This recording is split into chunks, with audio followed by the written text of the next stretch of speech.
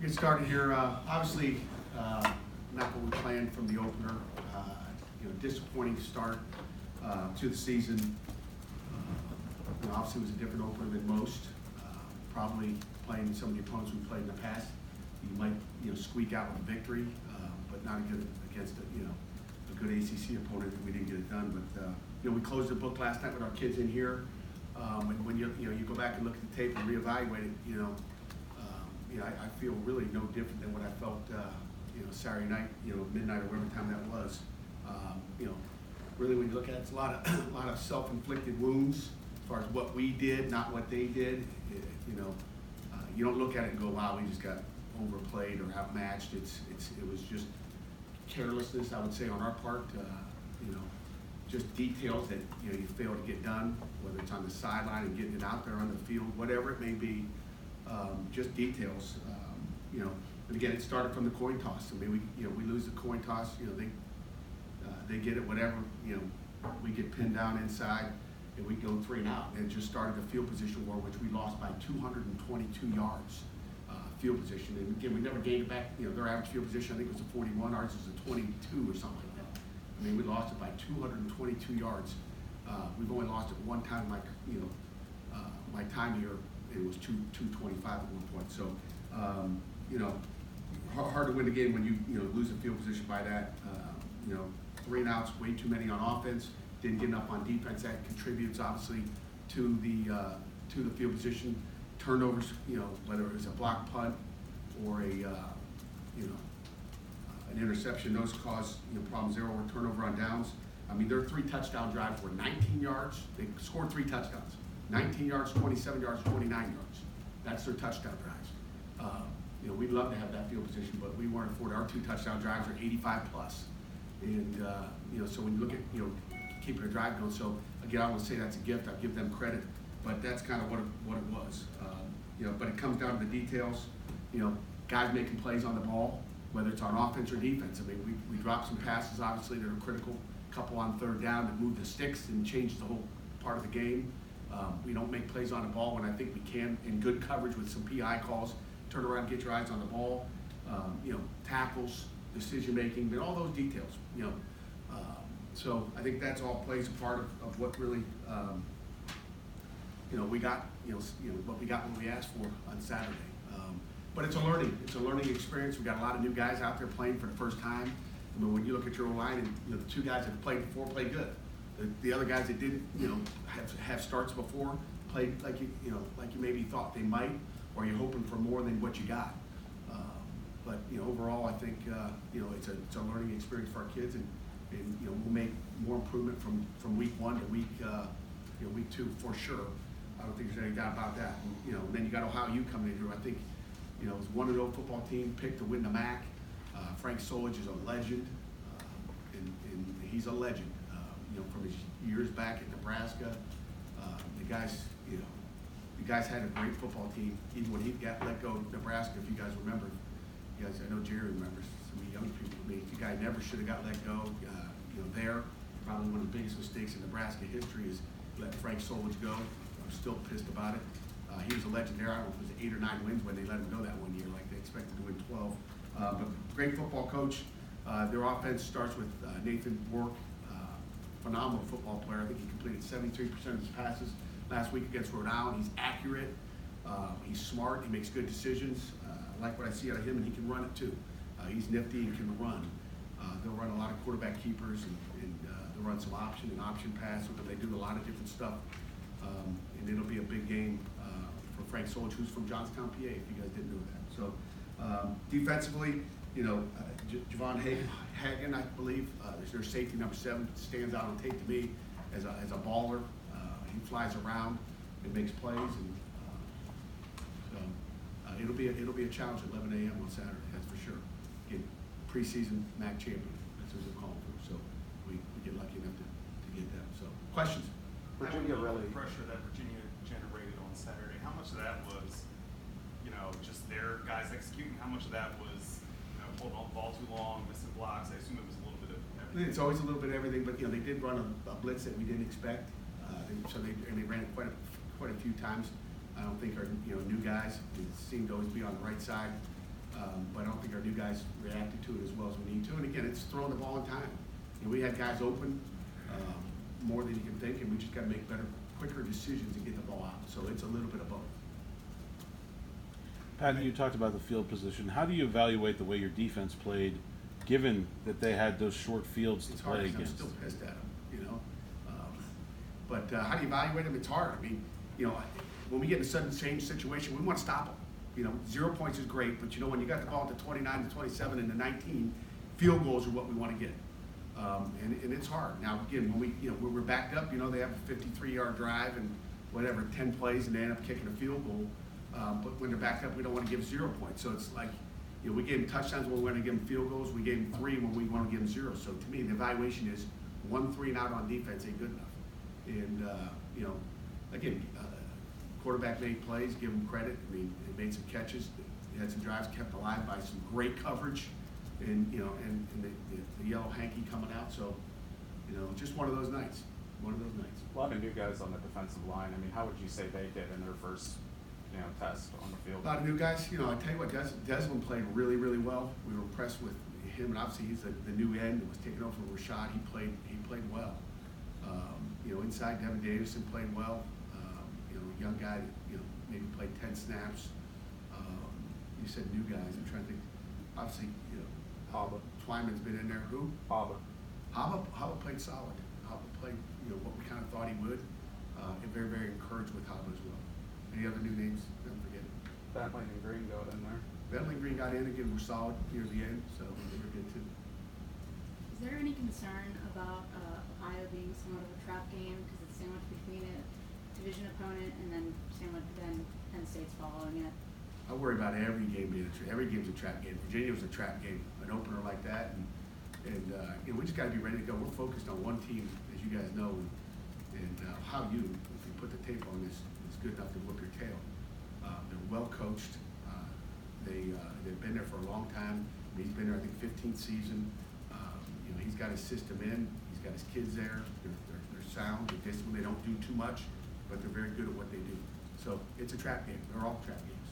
Every week, every Saturday's a trap game. Frank Solich said this morning that he was very appreciative of the help you gave him when you were at Michigan State. You can help him maybe too much.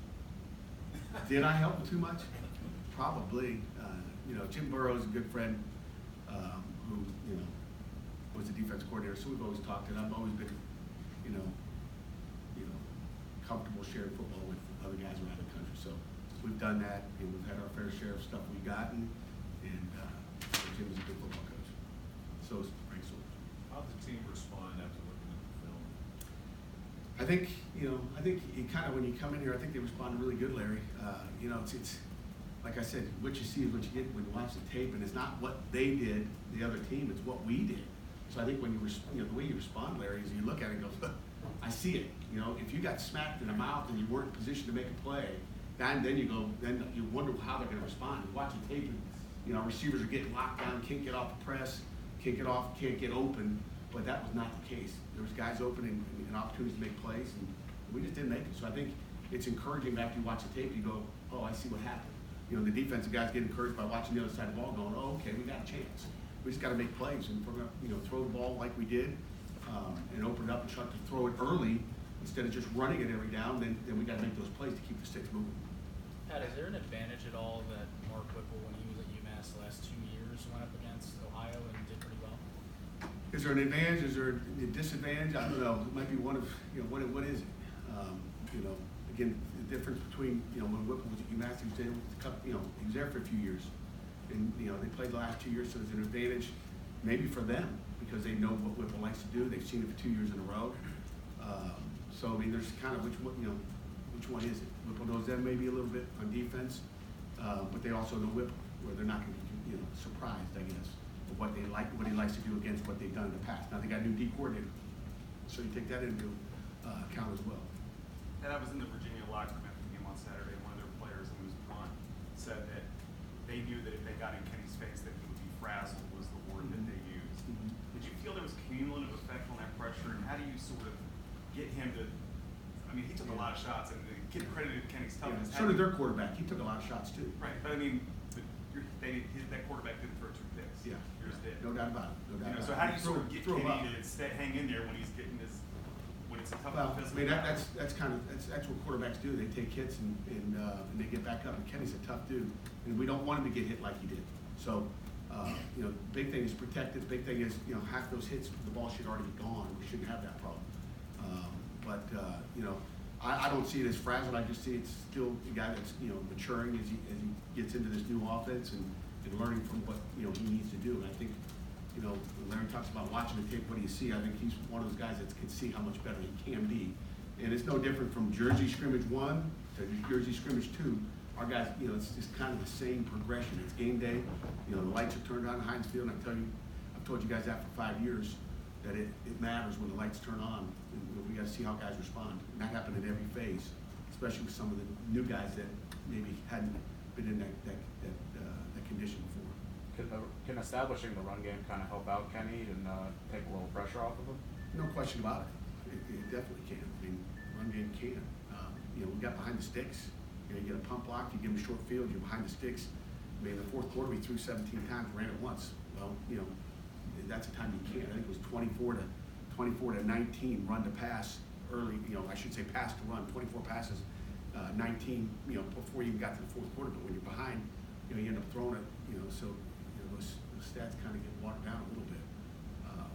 But you know, we had guys open. We got to hit them. We got to catch them. That's what it comes down to. How do you think the backs did when they were carrying the ball? Not bad. I mean, you know, obviously they didn't get enough. You know, we got behind the sticks. You know, and again, it's hard for Kenny. When you see when Kenny, you know, to go back to the quarterback, it's hard for Kenny when you go 3 not to even get in a rhythm. You don't even get in a rhythm. But when you saw after a first down, all of a sudden he gets in a rhythm, then he becomes pretty good. But it's even hard to be a play caller. You can't even get into, you know, mixing things up when it's 3 and out. You're back on the sideline, then you got to start a whole drive over again. Like, what are you going to do now? I mean, third down so critical. It's a key to victory every week. You know, is we got to move the sticks and get into a rhythm offensively, but we never got into a rhythm. And when we did get into those rhythms where we got a first down, something happened, then our guys went, and then you can see Kenny's feet were good in the pocket. He got more relaxed. So I really don't think Kenny got frazzled, especially when, you know, he came back and did what he did. What did you like from that second quarter when the offense really started to get going that you can build on, you know, the next week? What did we like when? In the second quarter. Second quarter, again, it's just, you know, they got to understand we got to make plays, and if we're gonna, you know, we're gonna throw you the ball, you have to make plays, and I think that's just what I kind of answered. What I like is the sticks were moving and we're making plays, and then they get comfortable. It's hard to get comfortable. Boston can probably tell you that when you go 3 and out. You know, and you sit on a bench for, you know, another 2 minutes and then get back up and go. It's when you know, when the game got into flow, we started getting some first downs. You know, that's what I liked. Kenny did make some plays with his feet. He also took some shots when he tried to make plays with his feet. As a coach, how do you sort of, you know, weigh that against, hey man, I really like. He did get out of bounds one time, but he's a tough. You know, he's tough. Now he's, you know, he's never had an injury problem, but he didn't want to wear knee braces this year, which I was okay with him. It's kind of like Kenny, you know. And you know, he said, Coach, most people that wear knee braces have knee problems. I'm good. Let's, you know, get a knock on a lot of wood there. You know, so he wants to make plays with his feet, and we'll continue to do that. Pat, outside of changing your alarms, 11 a.m. start, I mean, is there anything you have to do differently with that? Not really. I mean, we're a morning practice team, so you know, alarms are about the only thing.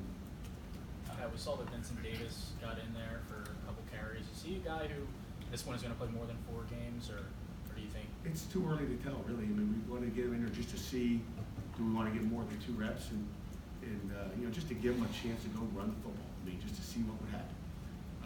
And he did okay while he was in there. He didn't panic. He didn't, you know, do anything crazy. So, you know, we'll just keep evaluating that. You know, we won't know until after 4 games. When he plays 4 games, we'll decide if he's going to play 5 or we shut him down. And that depends on how the other guys do too. In your self-scout, do you think maybe you might have wanted to run the ball a little bit more early in the game than you did? You know, again, we can always look back and say that, but when I see all the open receivers, if you put the videotape on, you're saying, gosh, throw it to that guy really quick, let's go. You know, it's hard to say. You know, if you had to go back and say it, maybe if you knew we wouldn't throw it to the guy that's open, yeah, let's just go and run it, so you can do this, for sure. Pat, quarterback When play. you see open guys, you go, man, we have a chance to make some big plays. Quarterback play is obviously so important to the game right now. You know, the MAC conference seems like there's always 1 or 2 guys that are really at the top of that position in there. I mean, you coach in that conference, you coach against them. How do those schools continue to find all these good quarterbacks that end up going to the NFL or being at the top of college football year in and year out. Yeah, I mean, that's the story of the Mid-American. I mean, I was fortunate enough to be there with Big Ben Roethlisberger, but I mean, you know, there's good players out there everywhere. There's plenty of them. That's why I said those 2-star guys, those 1-star guys develop into players, and they play enough years and they play within the system and don't try to do too much. Nathan's he's a ball. I mean, he's got a great arm too. So I mean, it's, you know, it just goes to show you, you know, those stars and the 6'3" guy compared to the 6'1" guy don't really matter. He's a football player. Is there a benefit to playing 2 mobile quarterbacks in a row after seeing Perkins last week and Rourke this week? Do they do similar things? Or Yeah, they do similar things. I mean, there's a lot of similarities. So yeah, I mean, but that's the life in college football now. Everybody's just, you know, spread it out. You know, quarterback zone read keeps. I mean, Nathan loves to run the zone read. You know, especially out of 3x1s into the boundary. I mean, he's a good football player. You got into it a little bit with your no huddle. You've done a whole lot of no huddle in your time there, have you? No, a little bit. What made you decide? You know, I'm the head coach. You know, Coach Whipple likes it. I like it. I think it changes the tempo of the game, puts people on their toes. You know, just don't want to go 3 and out with it. You know, eat up a little bit more clock and get down the field, get some first downs. But you know, it is what it is. It's what we see. It's great for our defense too. So it's where college football is going. Or been. Pat, when you look at this is a little bit off topic. When you look at the NCAA as a whole, there's a lot of transfers now that are getting waivers to play right away. You fill up your roster with graduate guys mostly. Is that, I mean, as you see guys at quarterbacks now, especially, it seems like they can be here one stop and go to the next stop and play the next year. What's your philosophy on transfers? And is that something maybe if it looks like it's going to be a little more open, is that something that? Yeah, I think it's going to be more closed in the future, but you know, we're just looking for good football players. Not necessarily, we don't care what their age is. It's not a matter of, you know, he's got 1 year. We just want 1 year grad transfers. That's not what we're looking for. We're looking for the best players that fit what we need. And I think there's always a risk too if you're not sure if he's going to get that waiver. There's, you know, I don't know if it's 50-50. Seemed like early it was a lot of, you know, waivers, and then they shut that stuff down a little bit. So I don't know what the percentage is right now, but for my meetings in the NCAA, that's going to get, you know, kind of closed down. We're talking about changing the rules where everybody's got to sit out and give you the year on the back end. You know, you won't lose a year of eligibility sitting out. You'll get it on the back end, but we're not going to give it to you now. So I don't know where that's going. That's the, you know, what the NCAA seems like they want to do. The coaches want to do as well. Pat, for 2 more new starters on the defense, and Kylan Johnson and Paris Ford, how do you think those 2 guys did? You know, I think both of them did really, really well. You know, I'll start with Kylan, just start up front there. You know, he made some nice tackles. He's very sound in what he's doing, you know, especially for a guy playing his first time here in a new defense. So I was really, really, really happy with Kylan and what he did. And then Paris Ford, first start, you know, at the safety position, maybe his first start, you know, I guess here, I'm not sure if he started corner in the past. I know he's played there, but I was really, really happy with Paris. You know, he had a nice, you know, I told you about getting turnovers. That guy, you know, did the same exact thing when he ripped that ball out and unfortunately went out of bounds. And he scrambled, you know, off the tackle, off the strip to get that ball on the 3rd down. That's what he does in practice every day. That's him. But I was really happy with what Paris did, you know, overall in the day. Navy had 1 missed assignment, which, you know, that's huge with what he's doing. And, you know, he's just going to get more and more comfortable every time he walks on the field. I mean, that's the good things. And in Virginia's offense, man, there's a lot of stuff they do. They don't, you know, they're not a simple offense. They do a lot of personnel, a lot of different formations, a lot of motion to empty. There's a lot of things for a first-time starting safety. But, you know, you love his attitude. That guy's a football player. And I remember when the past defense had some issues a few years ago, you were like, hey, we're going to play man and we're just going to keep. I believe in my guys. And now, I mean, there wasn't a lot of breathing room for their receivers on Saturday night. I mean, I know you're not happy with the penalties, but I mean, what about just that group in general, their maturity and development over time? Yeah, again, we want to make plays on the ball. That's the one thing I wish, you know, get around. You got to, you know, that's like I told the, you know, the safety or the official on our sideline, like, hey, he can't get off the press. I mean, we're right there. I mean, tell the guy to get some separation, then it won't be a hold. I mean, it's not like there was any separation. I was like, the guy's gonna be in the NFL next year, and you're gonna call penalty on him because the guy can't get off. It's not his fault, because there wasn't any tugging going on. It was just, you know, he's just all over him. You know, so I don't know what you do, but I'm happy with that group. I mean, DeMar Mathis had 2 PBUs in a row, 2 big PBUs. So I was happy for him, and Jay Pinnock did some great things as well. So all three of those guys are starters, as I said. You know, they rotated through the game and did a nice job. Anything final? Did you come out of the game clean as far as the I word is concerned? We're waiting for one evaluation. You said for the what? The I word. The I word. We're waiting, you know, we did, you know, overall, yes, except for, we're waiting on one evaluation still to find out, but we'll find out hopefully shortly. Okay, Coach, thank you. Okay. Thank you all for listening.